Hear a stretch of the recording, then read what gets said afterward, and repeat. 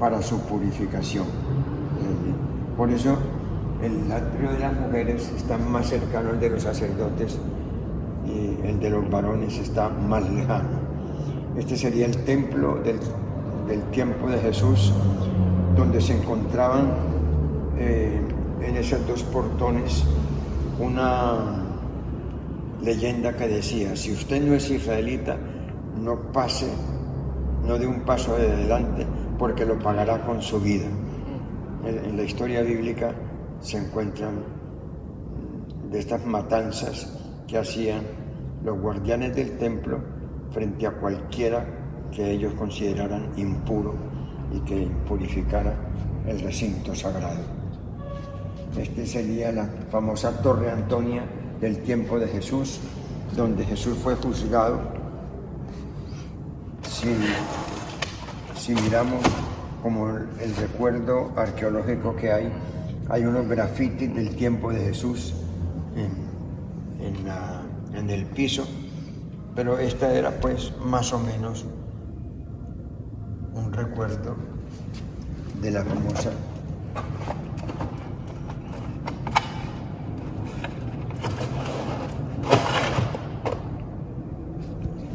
Torre del templo del tiempo de Jesús.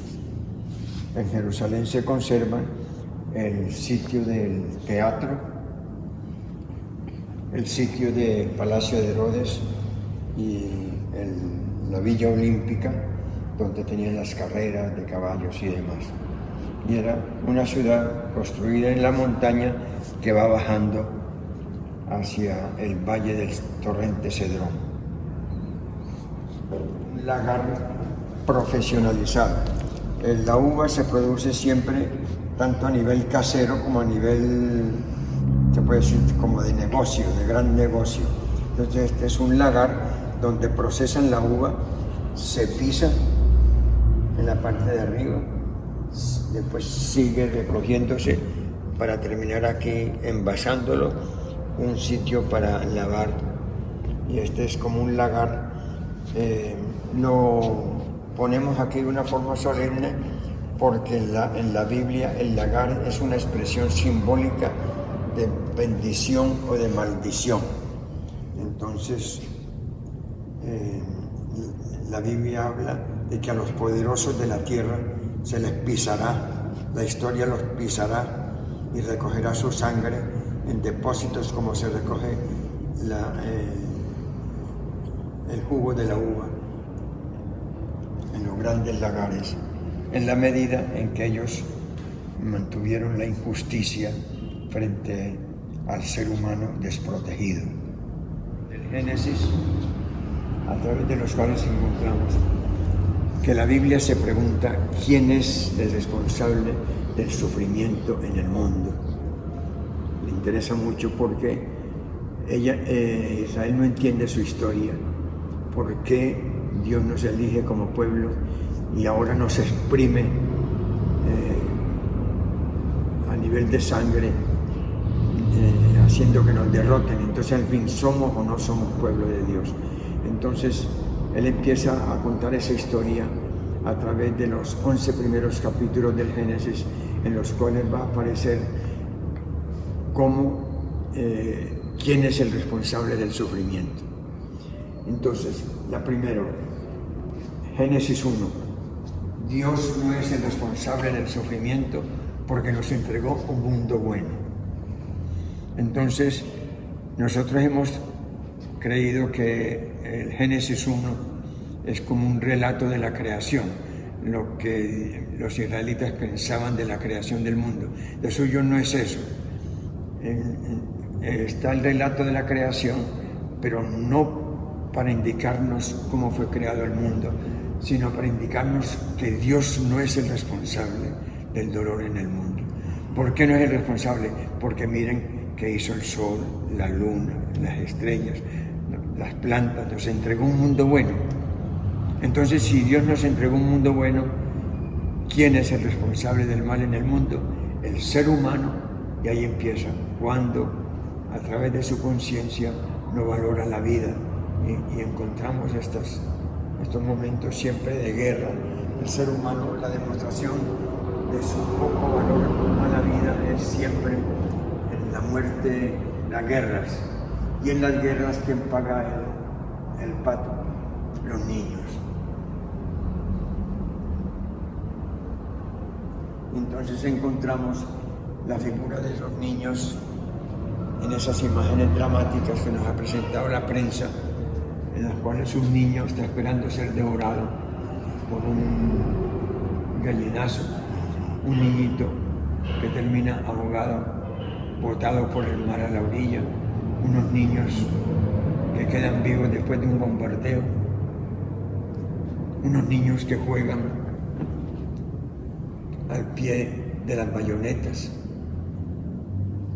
el pueblo que busca tierra y paz, y la situación bajo la imagen de la capilla de Bellavista, que fue famoso esa toma por los guerrilleros, donde perecieron 119 personas del bombazo que cayó en medio de la iglesia donde se habían refugiado el pueblo para protegerse, porque era en Bellavista, en el sitio, la única construcción de cemento.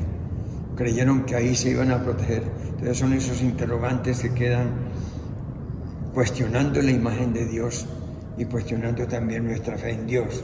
¿Cómo es posible que los que se refugian en la iglesia para pedirle a Dios protección, precisamente a eso les cae la bomba? Entonces,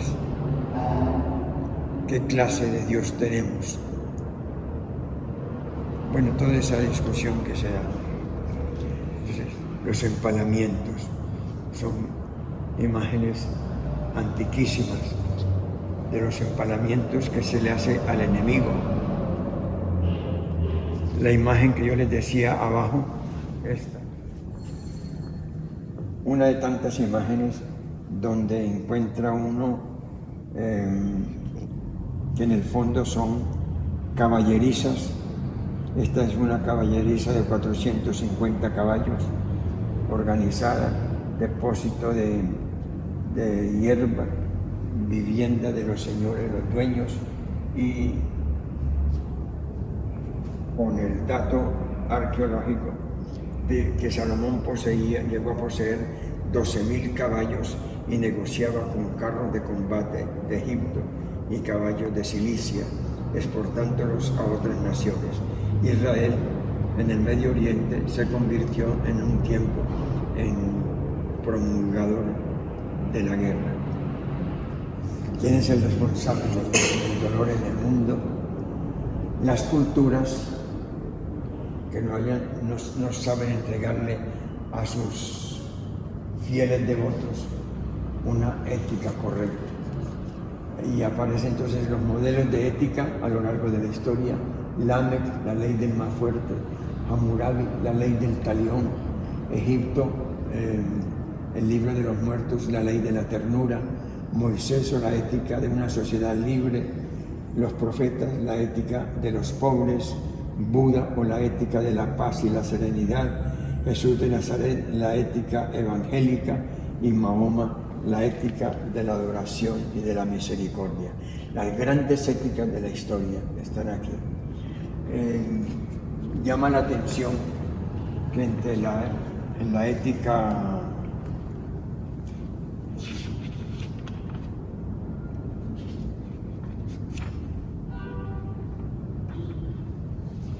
ética egipcia, como nos habla de las bienaventuranzas. 1750 años antes de que apareciera Jesús y proclamara las bienaventuranzas, ya en la literatura de Egipto se encuentran. Dice: mi modo de obrar era el que prescriben las buenas costumbres y aprueban los dioses. ¿Qué es lo que aprueban los dioses? En verdad a los dioses contenté, haciendo aquello que los dioses aman. Yo he dado pan al hambriento y agua al que tenía sed, vestidos al hombre desnudo y una barca al náufrago. esto que es como el corazón del Nuevo Testamento, aparece 1750 años antes de Cristo, aparece ya dicho y vivido por los egipcios. Entonces esto está en el famoso libro de los muertos de los antiguos egipcios, que es una colección de papiros que dejaban los familiares de los difuntos en sus sepulcros, para que el difunto, en el viaje que hacía, para que lo juzgaran los dioses, los 42 dioses que estaban en el centro de la tierra, en ese viaje fueran repasando los mandamientos. Y por eso quedaron los mandamientos de Egipto de ese tiempo, 1750 años antes de Cristo. Jesús, entonces, desuyó la pretensión de Dios con la encarnación. No fue que Jesús enseñara cosas nuevas, porque el papel del Espíritu ya la sabe. El mismo Espíritu Santo había trabajado con los pueblos y la había sembrado. El papel de Jesús es demostrar cómo Dios se encarna para practicar esos descubrimientos éticos que el ser humano, en unión con el Espíritu, había descubierto a lo largo de la historia. Entonces, más que descubrir novedades, es descubrir enseñarnos una práctica concreta de ética cristiana. El pez grande que siempre se come al pequeñito. Europa devoró a África. Norteamérica sigue devorando a América Latina. Son países despojados por los poderosos. Y esto es en la historia. El pez grande se come al pequeño y el pequeño al más chiquito. Estados Unidos nos devora a nosotros y nosotros devoramos a los indígenas, a los afrodescendientes, a los empobrecidos. Entonces es como esa cultura de los TLC. Por algo, Petro le ha pedido a Estados Unidos que del TLC que tiene con Colombia, tienen que cambiar 5 puntos. Vamos a ver si lo logra. Quien promueve la violencia o la guerra es un hijo de Caín, maldito como su padre y responsable del sufrimiento. Quien promueve la guerra. En la Biblia está la historia de Caín y Abel, el hermano que mata al hermano. Y no le hacemos casi caso de los hijos de Caín. Los hijos de Caín, teológicamente, si se quiere, son hasta más importantes que la misma historia de Caín y Abel. Porque Caín y Abel, al fin y al cabo, un hermano que mata a otro hermano. Pero en la historia de los hijos de Caín, ya es la estructura de la sociedad la que elimina no solamente a uno, sino a miles y miles y miles de hermanos. Está la cultura de Enoc, que a Enoc lo presenta como el dueño de la ciudad, el que construye la ciudad, el poder de la ciudad. La ciudad, ya la hemos visto, es donde está el poder del dominador. Está también entre los hijos de Caín uno que se llama Mehujael, Dios es destruido, otro que se llama Metushael, ávido de poseer, otro que se llama Lamec, que representa la violencia sin control, otro que se llama Yabal, el poder del dinero, Yubal, el poder de la cultura acaparada, Tubal-Caín, el poder de las armas, y aparecen 3 mujeres, Adá, Silá y Naamá. Naamá significa hermosura, Adá significa adorno y Silá significa aderezo, es decir, la mujer vale por la belleza, el poder de la belleza. Entonces, los hijos de Caín, el poder, cómo considera la mujer, y es un llamado para que la mujer no se deje atrapar solamente por su belleza y no por sus valores, los valores humanos que ella puede representar y transmitir a la historia. Estos son los hijos de Caín. Nosotros tenemos entre la historia nuestra, de los que han sido masacrados por la historia, dos grupos, el grupo indígena, millones cayeron en la conquista, y el grupo afro, traído de África, en el cual también murieron entre 15 y 20 millones de afrodescendientes, traídos a América, y que aquí en América, en el viaje o en América, terminaron entregando su vida. Estos bastones representan la cultura indígena que ha sobrevivido en América Latina, ha sobrevivido también en nuestro territorio, en el Chocó de una manera especial. Estos bastones están vivos, tienen energía, la que utilizan nuestros afrodescendientes para hacer sus curaciones. Entonces son bastones con energías vivas, a través de las cuales sigue el amor presente en nuestra historia. El ser humano, por sus atrapamientos, crea diluvios de sangre. Por eso estaría aquí estos hilos, que son signos del atrapamiento humano. Son hilos llamados de Bet Yera, un sitio al sur del lago de Genesaret, donde encontramos subterráneamente 2, 4, 6, 9 depósitos que acumulaban 800 toneladas de grano. Cada silo tenía 9 metros de diámetro, y aquí los reyes acaparaban los productos campesinos. Entonces es una prueba más como el poder, cuando se convierte en atrapador, provoca la muerte y las guerras en la historia. ¿Quién es responsable del mal, del dolor, del sufrimiento en el mundo? Los imperios que viven de la sangre que le chupan a las naciones pequeñas e indefensas. Entonces, el caso histórico lo tenemos en Asiria, que conquistó todas las naciones pequeñitas del Oriente, entre ellas Israel. Y cómo se encuentra en el sillón del rey en Nínive lo que el rey dice: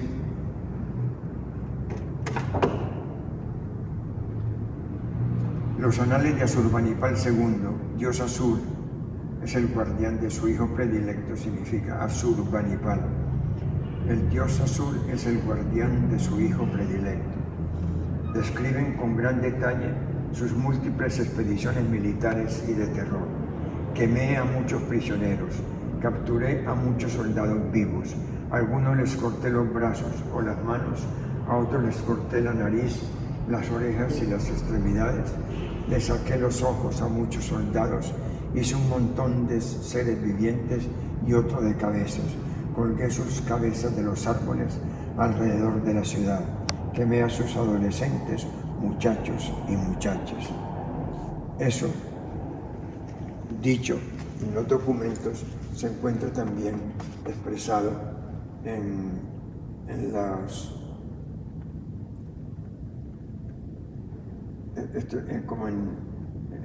las sillas del trono, en las representaciones del trono, cabezas colgadas, manos cortadas, pies cortados, en fin. No se avergonzaron de decirlo. La famosa Torre de Babel existió, la torre existe, y existen muchas torres, muchas reliquias de torres. La torre siempre tiene como dos partes: la parte política, que son los terraplenes que construía o destruía cada emperador que llegaba, destruía y construía y añadía Entonces se fue formando la famosa Torre de Babel, que era cada emperador quiere superar en guerra, en muerte, en impuestos, en poder al anterior. Y cuando este poder político es coronado, bendecido y aprobado por el poder religioso, el sitio para el Dios donde se le preparaba una especie de cámara nupcial al Dios que descendía cada año a hacer el amor con una de las hijas del pueblo. Entonces el poder adquirió su máximo poder, porque el poder militar y el poder religioso unidos no le dan chance ya al pueblo. Principales que pasan al Nuevo Testamento, tendríamos que decir la teología plural, la resurrección, la escuela deuteronomística, que es la profecía en manos del pueblo, y el tema de la mujer. La teología plural es que uno sepa construir una teología con todas las verdades que tiene el pueblo, no solamente con una sola escuela, sino con las diversas escuelas de verdad que tiene todo grupo humano, tiene diversos, que si los afro, que si los indígenas, que si la iglesia, que si el Estado, que si las organizaciones, construir la verdad con la verdad de todos. Esa es una cosa bella que tiene la Biblia. En la Biblia se encuentra la presencia del yahvista, del eloísta, del sacerdotal, del deuteronomista, las famosas tradiciones del Antiguo Testamento. Bueno, y después el tema de la mujer, que es grandioso. La mujer queda como modelo de las relaciones entre Dios y el pueblo. Y el cuerpo mismo de la mujer representa como esa belleza, que si ella representa al pueblo, entonces representa toda la belleza que el pueblo tiene, la tiene ella en su cuerpo. Y por eso estaría este poema del Cantar de los Cantares, en el capítulo 7. Gira, gira, Sulamita, y danza para nosotros que te queremos mirar en ese ritmo fogoso de tu cuerpo virginal. Y ustedes que quieren ver cuando danzo con mujer, palpar cómo avanzas un pie y lo retiras, sentir tus caderas que marcan el ritmo, mirar esa copa redonda, tu ombligo, tu vientre mujer que es un trigo en cosecha, tus senos un par de gacelas inquietas, tu cuello que es torre de negro marfil, tus ojos dos pozos serenos, profundos, dos ojos que tienen el brillo de mil. Y siguen otros poemas del Cantar de los Cantares con la belleza del amor humano, del amor entre los pueblos, del amor de Dios con el pueblo.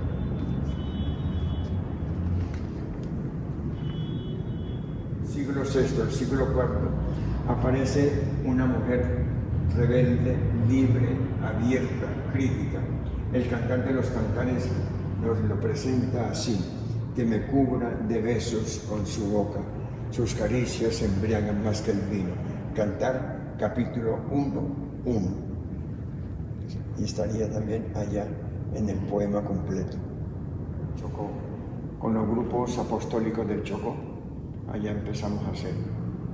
Y aquí terminamos instalándolo.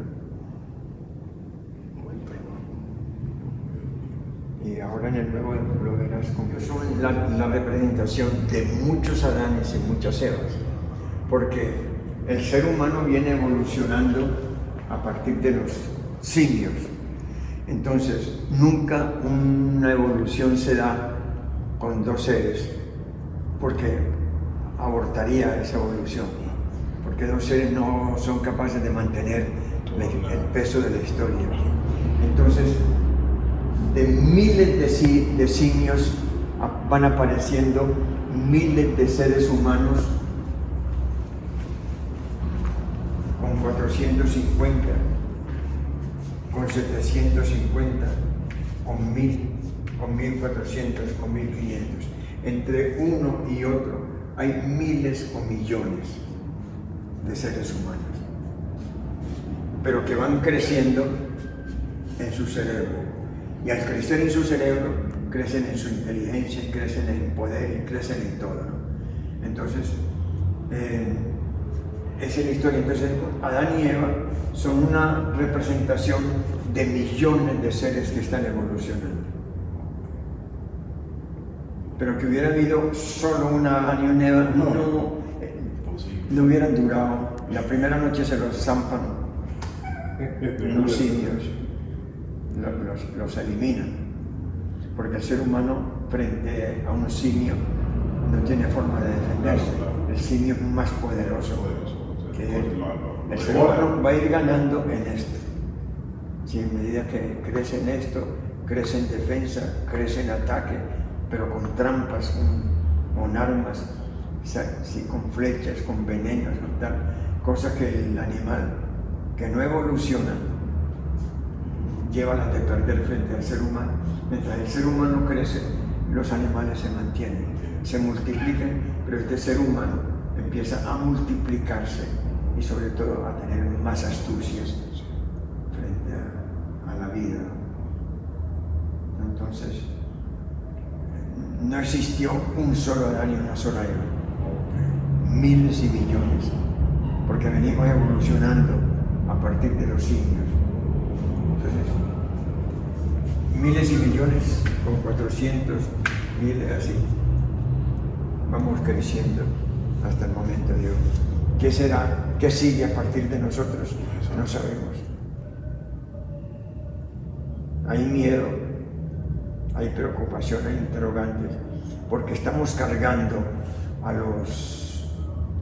estos aparatos, a los computadores de inteligencia. Y ya hay diseños de computadores que nos ganan por mucho. Entonces, que esos computadores en algún momento se independicen, en algún momento tengan la clave de todas las ciencias, porque el ser humano se los embutió y porque ellos la desarrollan también. Entonces, ¿qué será?